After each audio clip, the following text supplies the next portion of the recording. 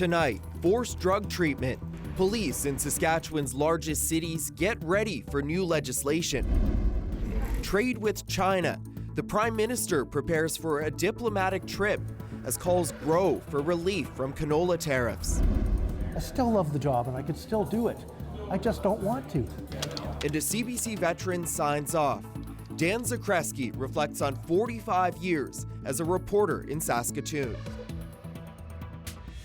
This is CBC Saskatchewan News.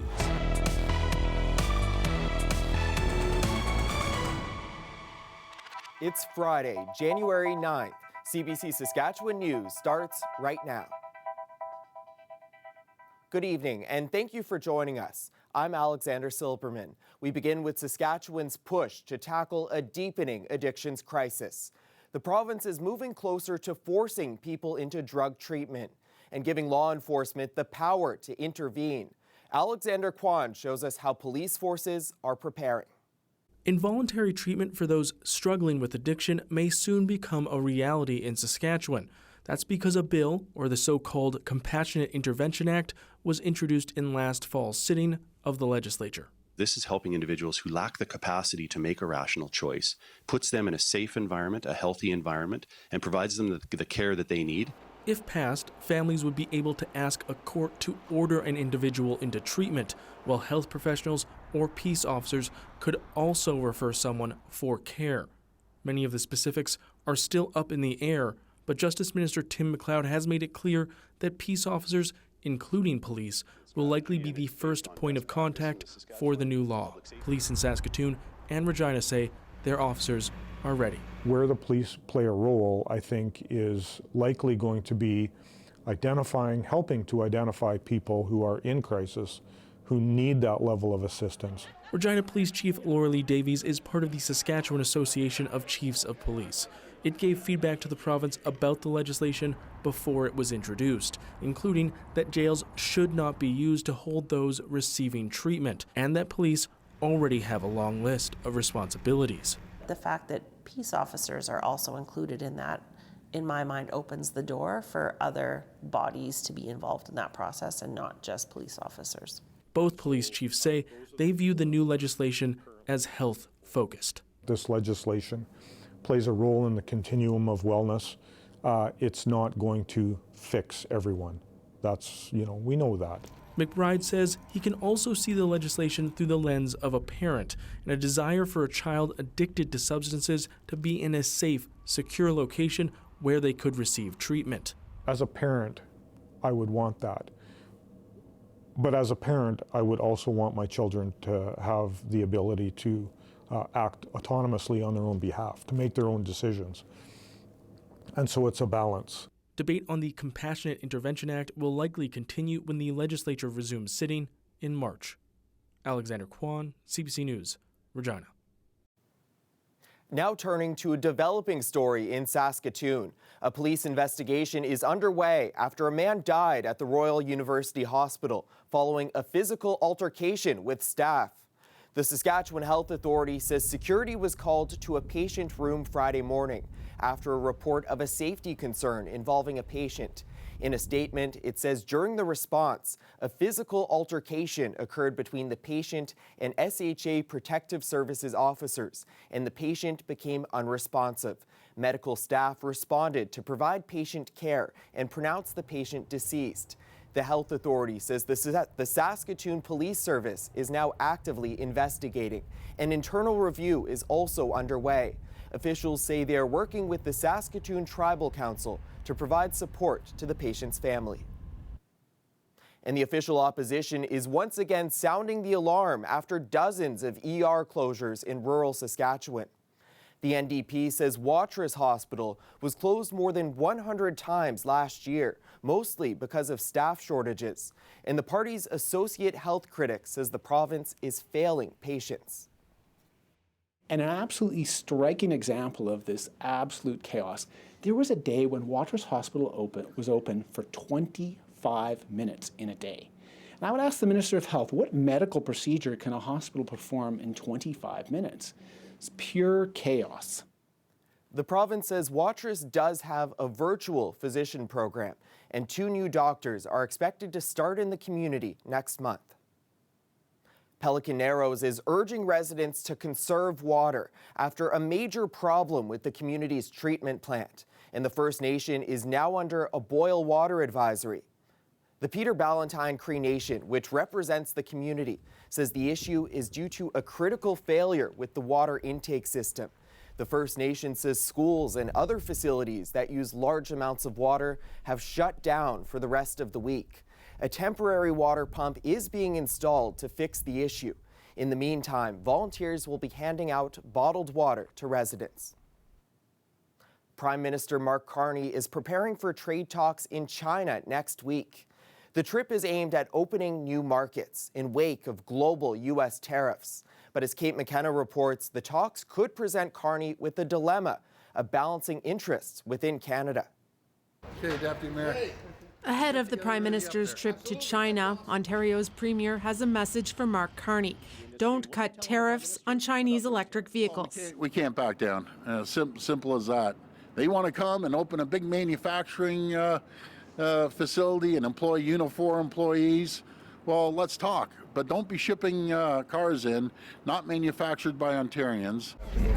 Carney's 4-day visit next week will be the first for a Canadian Prime Minister since Justin Trudeau's in 2017, and trade will be a hot topic. In 2024, Canada imposed a 100% tariff on Chinese EVs. We're listening to automakers, we're listening to workers. Matching a move by Joe Biden intended to protect domestic automakers. Soon after, China countered with tariffs on Canadian canola, seafood, and pork. As of today, we're effectively shut out of the Chinese market, and that's the result of 2 sets of tariffs that have been imposed on Canadian canola and canola products.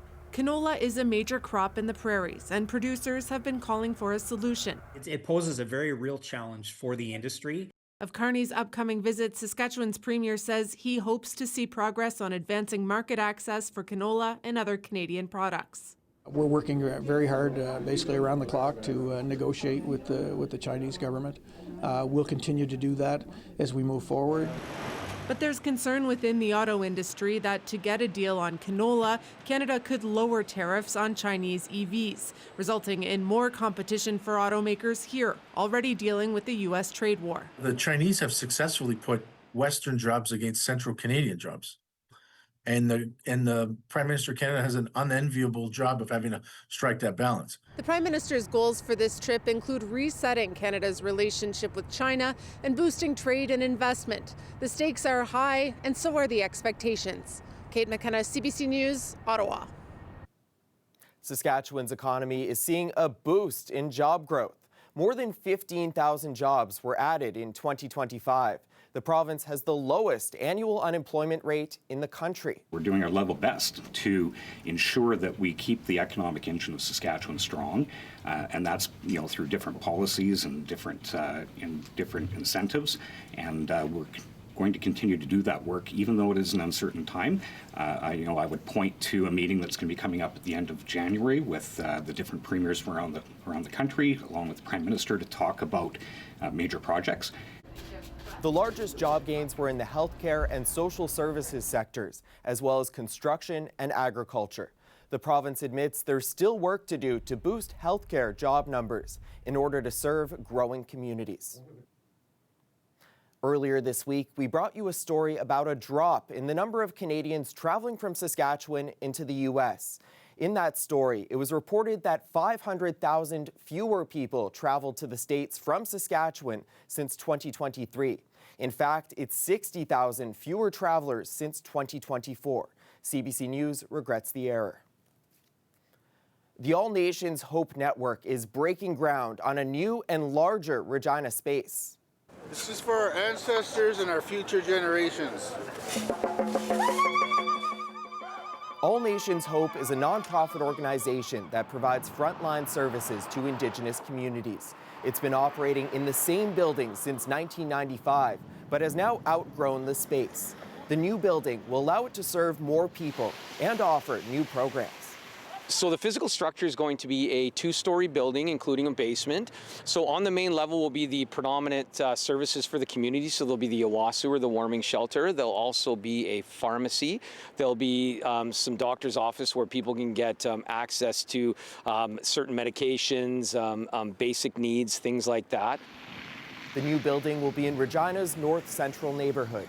Construction is expected to be completed next year. Well, it was a sunny day in Regina with preparations underway for winter in Wascana. The 4-week event features activities every Saturday with skating, animal tracking, and a shelter building challenge this weekend. And it's looking like some sunshine is on the way for the start. We'll have your full weather forecast right after the break. Stay with us.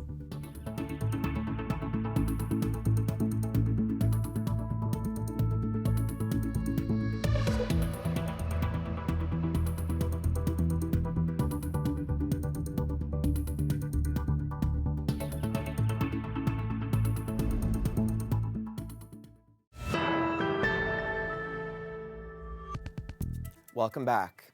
Well, it's a bittersweet day for us here at CBC Saskatchewan as we say farewell to longtime reporter Dan Zakreski. He spent 45 years covering stories in all corners of this province, many of which have focused on crime.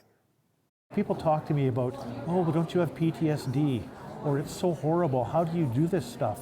I think they're framing it wrong, because if you've never done this, you don't know the honor and privilege it is to meet with people under those circumstances and be able to tell their story. They are giving me a gift. And these are people that I am still in contact with today.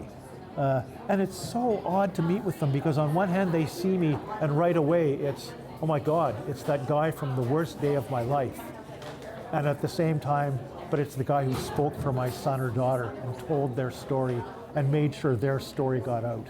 And that's what's driven it all along. The honesty and the rawness of what you get from people in those circumstances is unmatched. That's why I became a reporter, and that's all I ever wanted to do was those stories. I'm 67. I've done this for a long time. I'm still healthy. There's other things I'd like to do with my wife and travel. From a strictly professional point of view, it was the realization, I knew a year ago that I wanted this to be my last year, so I set myself some professional targets. I got them all. I got all the stories that I wanted done to get done. I did interview the young girl from Evan Hardy. I was able to get to the bottom of the suspended police officers and the backyard party story. I was able to finish off the Megan Gallagher story. You know, one of the things about working in news and telling stories is so often you don't know how the story is going to end. You start a story and you're thinking, I hope I can come to a good pithy ending that wraps it up with a bow and makes people smile. I had the wherewithal to realize my story was at the end. I had found the end of my story and I got to write it. I got to close off all the chapters and checked all the boxes and leave. I will be so sad when I go because this has been such a huge part of my life and I love the job. I still love the job and I could still do it. I just don't want to and I don't have to. So I get to call my shot. I get to point to the stands and see that hanging curve coming and I get to hit it and tip my hat and walk around the bases and leave smiling at all my friends.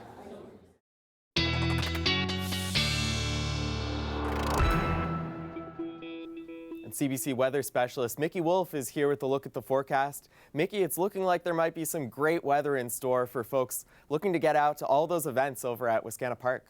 Absolutely, Alexander, for those folks wanting to get out to Wascana, and as well for Mr. Zakreski's first week of retirement. It's going to be a beautiful one. Let's take a look at some of our daytime temperatures we had across the province today. We're still seeing that nice warm up in the south, and things are gradually warming up as well across the central region with those highs near -10 today. We are seeing a few scattered flurries here and there in the south and central regions tonight and some cloud cover, but we don't have too much snow ahead ahead of us for the next few days, at least in the south and central regions. We've got a little bit of snow coming in with this low pressure system Saturday afternoon across the Churchill region and the far north. But that should be moving out by Sunday. Now, we might see a little bit of mixed precipitation in that south central and central part of the province, especially as we get into Monday. Now, our snow forecast, we're not seeing too much accumulation as we get into the weekend for south and central Saskatchewan, just up to 1 centimeter. But then if we take a look at our rainfall accumulation, we might see some rainfall just up to that 4 millimeter mark, up to maybe 4.6 for Yorkton. But in the north, we're going to see a little bit more of a gradual snowfall, especially with those temperatures hanging out at freezing or just below freezing for the far north as we head into a relatively warmer Monday. But we still have those pretty cold mornings to contend with, especially for the central region. We'll see that wind chill feeling like minus 25 for Saskatoon. Regina still feeling a bit colder, but it's quite a considerable warm up wind chill wise than we've seen over the past few days, and things are still feeling quite cold up in the north. But let's take a look at our next week for Regina, because again, folks, you can see this warm up reflected here in our weekly forecast.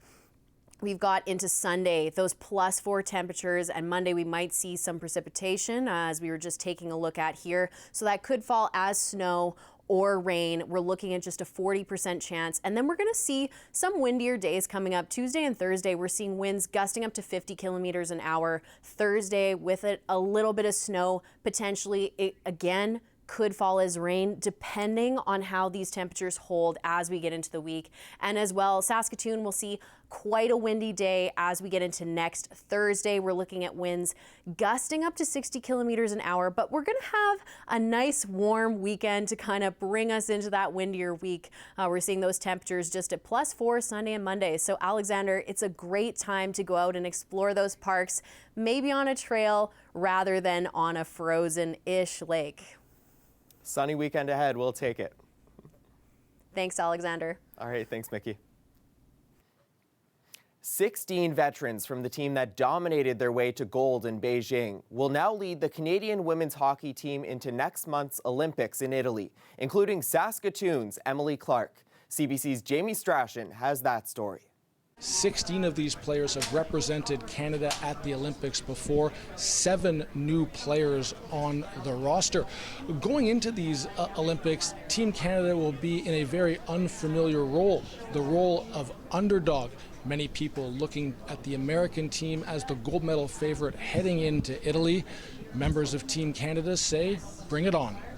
I personally love being an underdog. I love having to fight and having to battle and compete as an underdog, but I think a lot of people thought about us losing at the most recent World Championship, and they saw the results of those 4 rivalry series games, and they completely forgot about everything that's happened since we won gold in Beijing. Much of the narrative around Team Canada being the underdog in these Olympics go back to the rivalry series that Team USA and Team Canada played at the end of last year. Team Canada was thoroughly outplayed in that series, being outscored 24-7 over the course of 4 games, and the American team just simply looked faster to the puck in almost every different situation.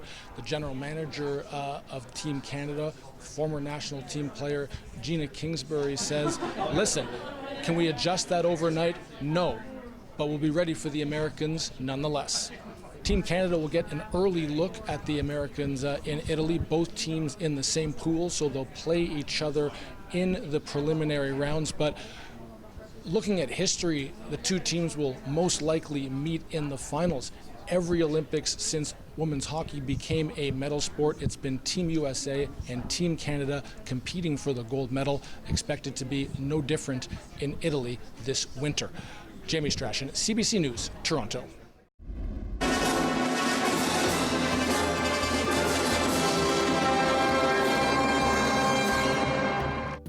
Feel dizzy? So did the scoreboard. This is 13-year-old figure skater Leah Cho setting a new record at the Junior Canadian Figure Skating Championships. Her score of 199.60 was so high that it didn't even immediately register. Cho previously held the record in the junior women's category, and next year she will be eligible to compete in the World Junior Championships. We'll be right back after the break.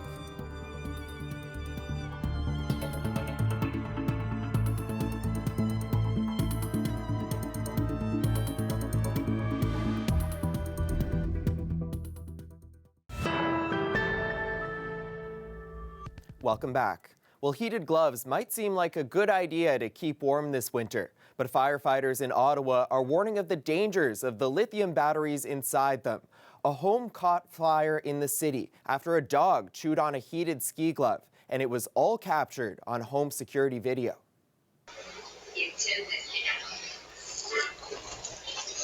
The fire quickly spread. Thankfully, the home is monitored by an alarm company, and the firefighters were quickly called to the scene. They put the fire out and also carried the dog safely out of the home. No one was injured.